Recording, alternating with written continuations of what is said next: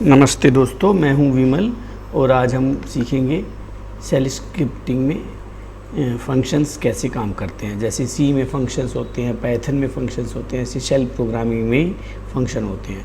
तो हम इस सबसे पहले इस स्क्रीन को स्प्लिट कर लेते हैं हॉरिजॉन्टली और फिर हम एक एक करके प्रोग्राम चलाते हैं। कुछ प्रोग्राम पहले से ही लिखे गए हैं जिनसे हम सेल स्क्रिप्टिंग के फंक्शंस के बारे में समझ सकते हैं। तो सबसे पहले हम ऊपर खोल लेते हैं फंक्शंस की एक file vi define and calling a function. Define and calling a function, तो ये हम पढ़ते हैं इसमें कहाँ फंक्शन है और कैसे है। तो इसमें हम देखेंगे कि एक फंक्शन का नाम है रीड इनपुट। रीड इनपुट, तो ये ब्रैकेट लगाना बहुत ज़रूरी होता है, इससे ये पता चलता है कि ये फंक्शन है। और ये फंक्शन की कंपाउंड स्टेटमेंट्स इसके अंदर स्टार्ट होती है। कंपाउंड का मतलब एक के बाद एक, कि ये करना है उसके बाद ये करना है, इसको कंपाउंड स्टेटमेंट बोलते हैं। कर्ली ब्रेसेस से अगर 4-5 स्टेटमेंट्स क्लोज हो जाए तो ये इसकी कंपाउंड स्टेटमेंट हो गई। तो रीड इनपुट फंक्शन दो काम करता है। ये एक प्रॉम्प्ट देगा रीड का, एंटर फर्स्ट नम, और हमने नम 1 ऐड करना पड़ेगा। एडिशन भी इसी प्रकार एक फंक्शन है, सब्ट्रैक्शन भी।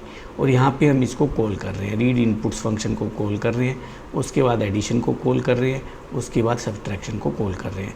तो इस स्क्रिप्ट को चलाते हैं, देखते हैं कैसे काम करती है ना। कितना आसान सेल स्क्रिप्टिंग में फंक्शन लिखना। तो हम करते हैं, इसको थोड़ा ऊपर कर लेते हैं या इसको यहाँ से एग्जिट करके इसको स्प्लिट कर लेते हैं वर्टिकली। क्या करते हैं, स्प्लिट वर्टिकली, ताकि 2 विंडो हो जाए।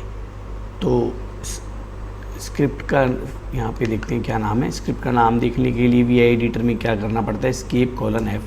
तो हमें पता लग जाता है फंक्शन क्या है, हमने देख लेते हैं ls। तो define and calling a function dot sh। तो इसमें हम क्या करते हैं, ये वाली स्क्रिप्ट चलाते हैं। तो डॉट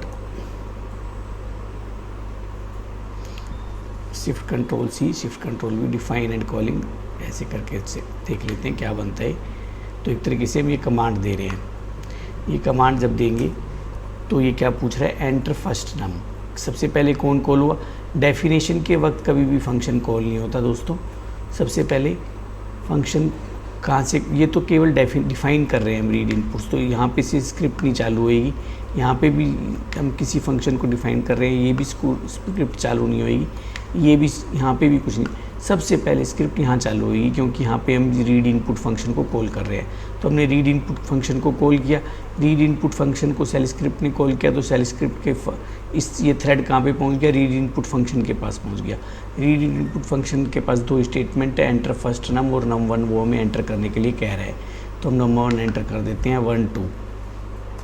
फिर वो हमें कह रहा है कि सेकेंड नंबर एंटर करो, num 2, मान लो कि 12 13 एंटर कर देते हैं। दैडी, फिर हमने इसको क्या किया, वो वेरिएबल क्या बन चुका था, num 1 बन चुका था, num 1 बन चुका था 12, num 2 बन चुका था 13, और फिर इसने एडिशन को कॉल कर दिया था ये ख़त्म होते ही। तो सम इक्वल टू इसने कैलकुलेट कर लिया। ये हमें याद रखना पड़ेगा कि डॉलर, ये एक बहुत इंपॉर्टेंट कंस्ट्रक्शन है। अगर अरिथमेटिक एडिशन करना हो तो डॉलर डबल फ्लावर ब्रेसेस लगाने पड़ते हैं, तो इससे इसके अंदर जो भी एक्सप्रेशन होती है वो इवेल्युएट हो जाती है। तो num 1 और num 2 3 12 और 13 का कितना आ जाएगा, 25, सही। फिर the addition of num 1 and num 2 is 25, ये जब प्रिंट हो गया। फिर सब्ट्रैक्शन कॉल हुआ, तो सब्ट्रैक्शन में ऐसे माइनस हो गया, 12 - 13 -1 आ गया, और ये तो ये हमारा पहला हो गया। तो इससे हमें पता चलता है कि फंक्शन की डेफिनेशन के लिए फ्लावर ब्रेस लगाना पड़ता है। इसी ट्यूटोरियल में फिर अब हम सेकंड भी सीख लेते हैं, क्यों। और अब इसमें हम देख लेते हैं, क्लियर कर लेते हैं, क्लियर और फिर ls। तो अब हमारे पास दूसरी स्क्रिप्ट कौन सी, हम ये सीखते हैं कि return value global and local variables concept dot sh। सबसे पहले फाइल खोल लेते हैं,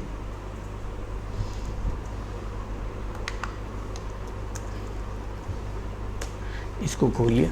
तो इसमें अब हम देखते हैं, इसमें हमें नई चीज़ देखने को क्या मिली कि इसमें एक वेरिएबल बनाया, फिर वेरिएबल की वैल्यू इसने प्रिंट करवा दी, local x 67 local p। Local से क्या होता है कि वो वहीं पे रहता है, देखते हैं लोकल इसमें काम करता है नहीं करता। फिर x डिस्प्ले, तो इसको स्क्रिप्ट को भी चलाते हैं, ./ग्लोबल। तो इसमें हम देखते हैं कैसे हुआ। सबसे पहले ये वेरिएबल कॉल हुआ डिस्प्ले, तो इसमें भाई 55 आया। The variable value of x is 5। एक में डाल दो सर, किसमें एक में डाल दूँगा सर। एक पैकेट और ले पड़ी तो थी है, पड़ी हुई है उसमें, डिब्बे में पड़ी हुई है। लाई के पड़ी तो थी इसमें। नहीं पड़ी नहीं हुई। और the value of a variable y is 55। तो यहाँ पे वैल्यू ऑफ ए वेरिएबल 55 हो गया। The x value after calling display function $x की वैल्यू कितनी है, 5 है, 5 आ गया। Local the value of p blank रह गई क्योंकि वो लोकल था, तो वो बाहर निकलने पे प्रिंट नहीं हो सका। तो दोस्तों भी इसको फिनिश करते हैं।